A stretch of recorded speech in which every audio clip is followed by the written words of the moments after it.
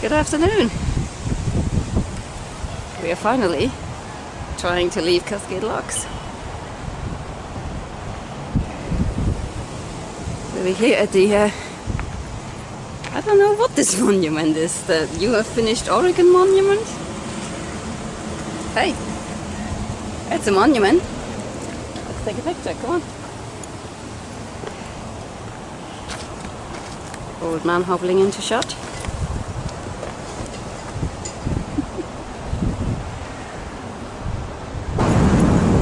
Coming back up to the Bridge of the Gods. It's kind of weird being here. Out of all the sort of iconic places on the PCT we've got to, this is the one that's really sort of getting me up there. It's probably because I never thought we'd make it this far. It's a huge mural at the bottom of the... welcome to Bridge of Gods. Cascade Lock. Bridge of Gods. The Bridge of Gods.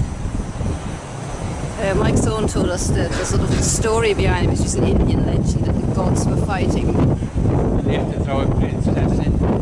Something to do with sacrificing a princess, and gods were fighting over the sacrifice. The Bridge of Gods.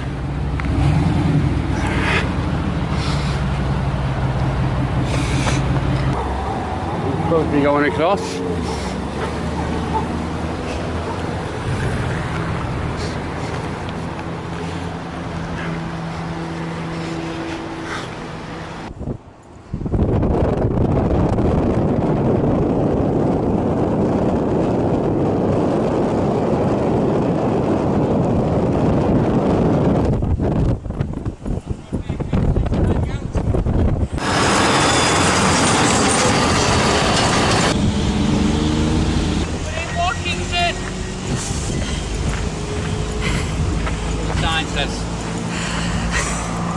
Bam!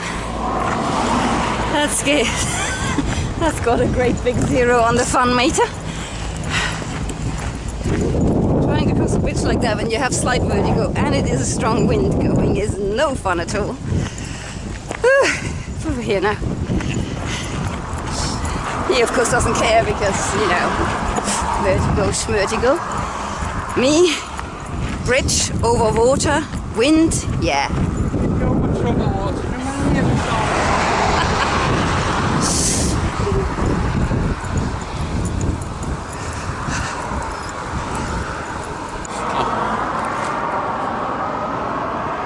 So it looks like we don't know how or when, but Sunto has updated the maps. I did it yesterday and we're sure of it worked. Yeah.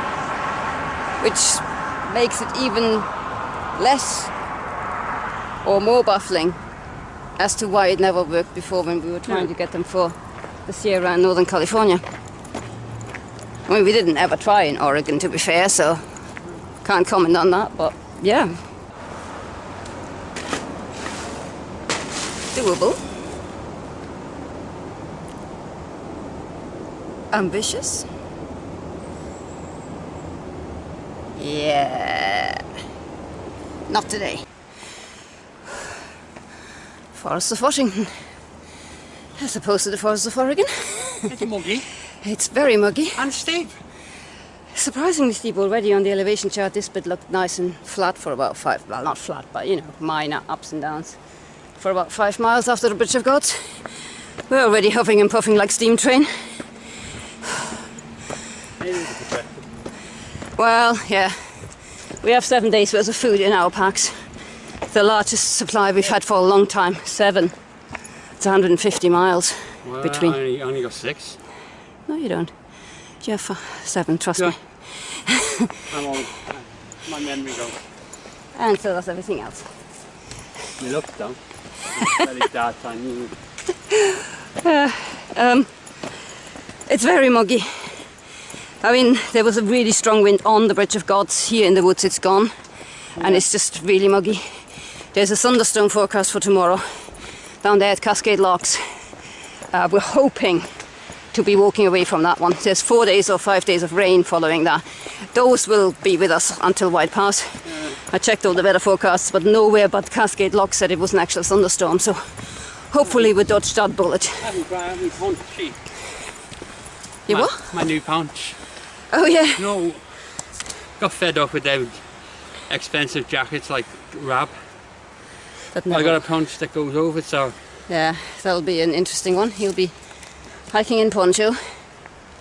I'll be hiking in the usual. Brian's got new shoes. I mean, not just new shoes, but he swapped out from Keen. Because he didn't have my size. To Merrell's, because yeah, they didn't have the Keens in his size. So these are the Merrell wide ones, however. Yeah, very wide actually. Yeah, because we tried Merrell's back in Britain, because obviously they have a great reputation. A lot of people we know hike, very happy with them, but they were way too narrow. But they do a wide version, so that's what Brian's in now. Happy so far? Fine. Yep. I swapped from the vented Taggy vented to gypsum, I think they're called, because well, we've been moaning about it for a while, both in North California and Oregon. That super soft sole that the Taggy vented have, that makes them sort of almost trail runner-esque. After the desert and the snow became a pain in the, well, bottom of the feet really, because all the loose, sharpish rocks would just go straight through. I mean, at times literally straight through.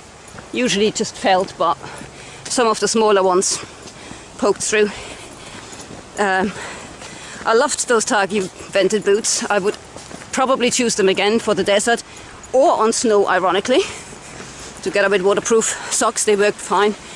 But for the rockier parts of the trail now, they got uncomfortable way too quick. So we're hoping that the more traditional, sturdy and heavier, unfortunately, boots will serve us well in Washington. And of course I have my new backpack. Good German make. Good German make, Deuter.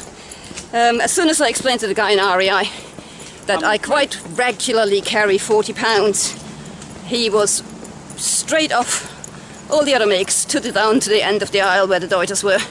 So, yeah. Because when we first said, oh, it's through hikers, he was heading for the Osprey. And then as soon as I mentioned 40 pounds, he was like, yeah, U-turn, wheels turning, up to the Deuter. It feels quite different from the previous pack, obviously, but quite comfortable. It's got a lot of padding on the back part and the shoulder straps. So, yeah, fingers crossed. As I said, we've got 7 days worth of supplies today. There will be no such long stretch again before we finish the PCT. I'm struggling a little bit getting the weight right at the moment, like getting, the balance right. But hopefully that's just because we have an exceptionally heavy load. Mainly because we don't want to head into Trout Lake for a quick resupply, because there's no such thing as a quick resupply. So we're hoping to go all the way through to White Pass in one hit. Nice green lake. Gillette Lake, if I'm not mistaken. I'm only saying that because there was a signpost down there saying 2.7 miles to Gillette Lake, and we might just about have done that. There's rocks ahead as well. As you can see, we're out of the woods for the time being, which means, shall we all complain about how hot it is? Oh, humbug. Bah humbug indeed.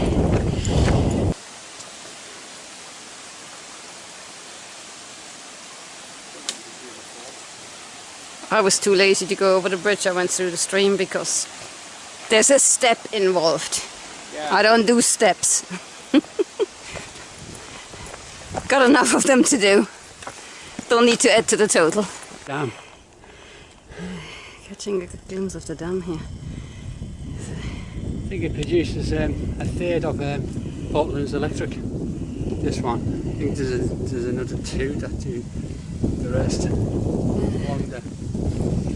You got a big river like that, why not? Absolutely. Some trail junctions are more obvious than others. just come up to this here thinking, is this an accidental blowdown? Or a way of telling us to take this little trail up behind Brian? Because there's the sun and everything. So I didn't even see that there's a bloody sign on this thing, PCT. But somebody very helpfully. You need to go to Specsavers. Yeah, I should have gone to Specsavers. There. There's a little arrow telling us which way to go. Yeah. I was walking past the street looking at all the next ones going like, they could have done a bloody marker here. Yeah. Or I could just look. Yeah. Quick water pickup. In what we believe is the last source for 11 miles or something. We should be alright, but you know, if they're kind enough to warn you that there's no more water, you might as well top up. Especially when it's this conveniently arranged.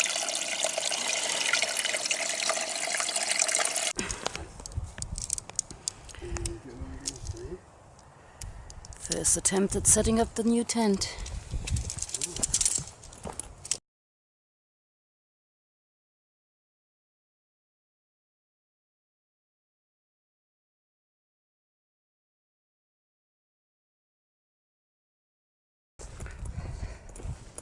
This is the REI Half dome. Half Dome 2 plus. Plus. Plus. Yeah. Plus means.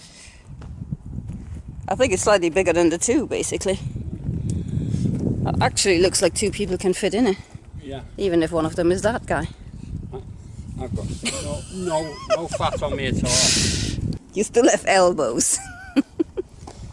Yeah. And they've gone sharper. I know, nothing stays clean out here. I know. My poor backpack's already dirty as well, and you kind of think, oh, but, yeah, for 12 seconds, and then it's like, yeah, it'll look like that anyway, so. Should we put the ground sheets down? Yeah, let's. Okay, this is it with its fly on. Oh, yeah, okay. Oh, wow, that's more. It's more of a camping tent in style, isn't it? Well, hey, it's big enough.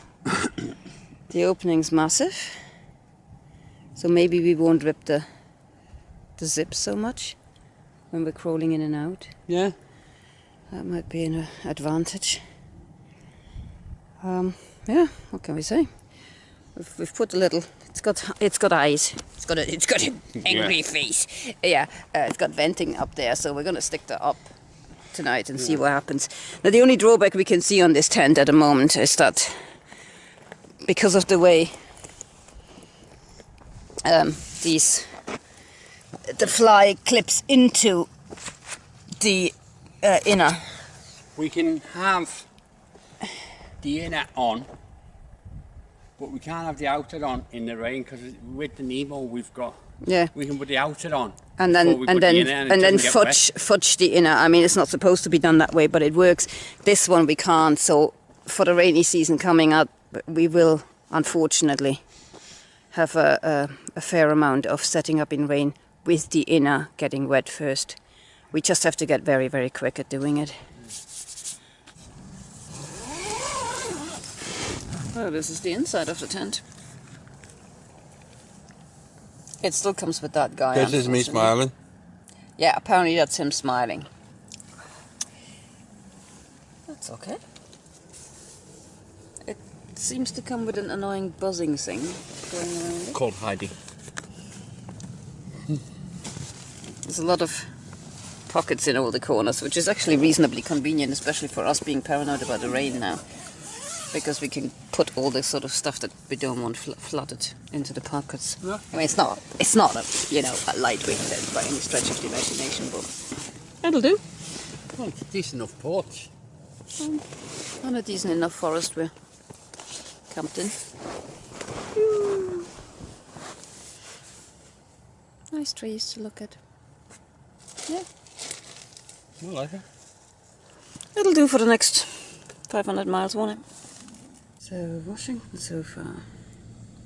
So let's head over the Bridge of Gods into Washington proper.